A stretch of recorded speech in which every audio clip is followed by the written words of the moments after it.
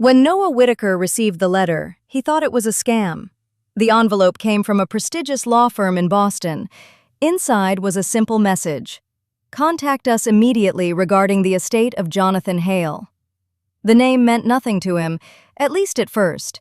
Then the lawyer explained, Jonathan Hale was his biological father, the father who had disappeared before Noah was born, the father his mother refused to discuss, the father Noah had spent 36 years believing didn't care whether he existed. The DNA records were unquestionable. And when Jonathan died, he left nearly everything to the son he had quietly followed from a distance. The inheritance totaled just over $42 million. Noah sat speechless. His entire life had changed in a single afternoon.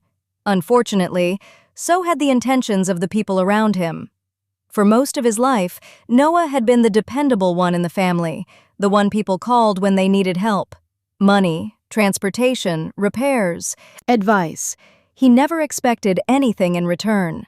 Then suddenly, everyone wanted to be his best friend. His older brother Dean, his Aunt Sharon, his cousins, even relatives who hadn't spoken to him in years. The requests started immediately. Investments, loans, business opportunities, property purchases. Noah politely declined. The money hadn't even been transferred yet. But that didn't matter. They'd already decided what should happen to it. And none of those plans included Noah keeping it. 3 months later, everything fell apart. Or so it appeared. His family organized an intervention. Concern filled the room. People cried. Voices trembled. They claimed Noah had become paranoid, obsessed, withdrawn, unstable. At first he laughed. Then paperwork appeared. Statements, evaluations, witness testimony. All describing a man suffering a severe mental health crisis. Noah stared in disbelief. "What is this?" No one answered.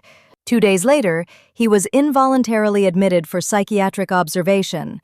The institution sat far outside the city, tall fences, locked doors, endless white hallways. Noah kept insisting there had been a mistake, but every protest was recorded as evidence of instability. Every objection became proof. The harder he fought, the worse it looked. Meanwhile, his family petitioned the court for temporary control over his finances due to his supposed inability to manage them. Exactly as planned. The first month nearly broke him. The second almost finished the job, not because he doubted his sanity, because nobody would listen.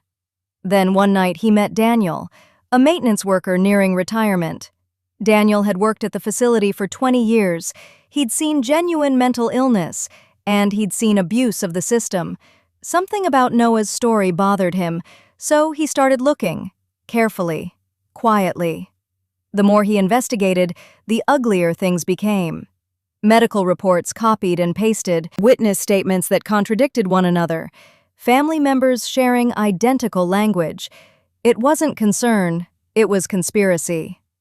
One evening, Daniel approached Noah. "I believe you." 3 simple words.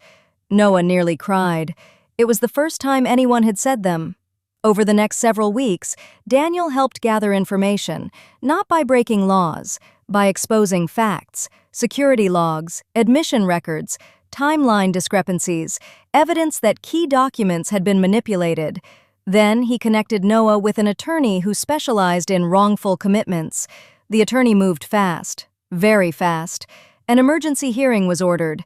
Independent psychiatric evaluations followed. The truth began unraveling.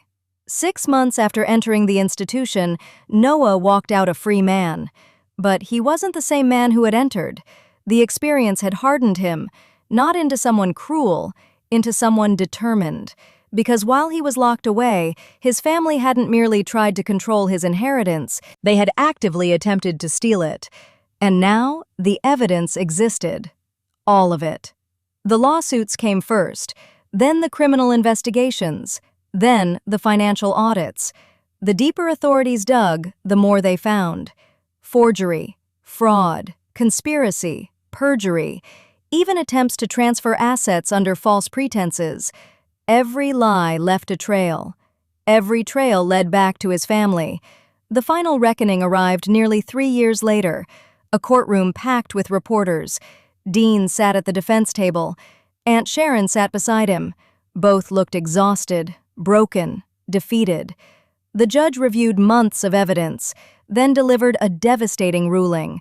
Massive financial penalties, criminal convictions for key conspirators, restitution, and permanent disqualification from controlling another person's affairs. The courtroom sat in stunned silence. Noah felt nothing. No triumph, no anger, only relief. Outside the courthouse, Dean approached him, the same brother who had testified against him, the same brother who helped lock him away. "You destroyed the family." Noah looked at him quietly, then shook his head. "No." Dean frowned.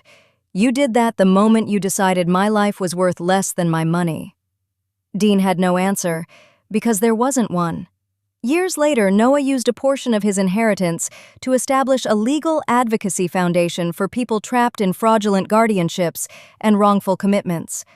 Daniel became one of its first board members, the maintenance worker who had risked everything to help a stranger. One afternoon, a reporter asked Noah whether revenge had been worth it.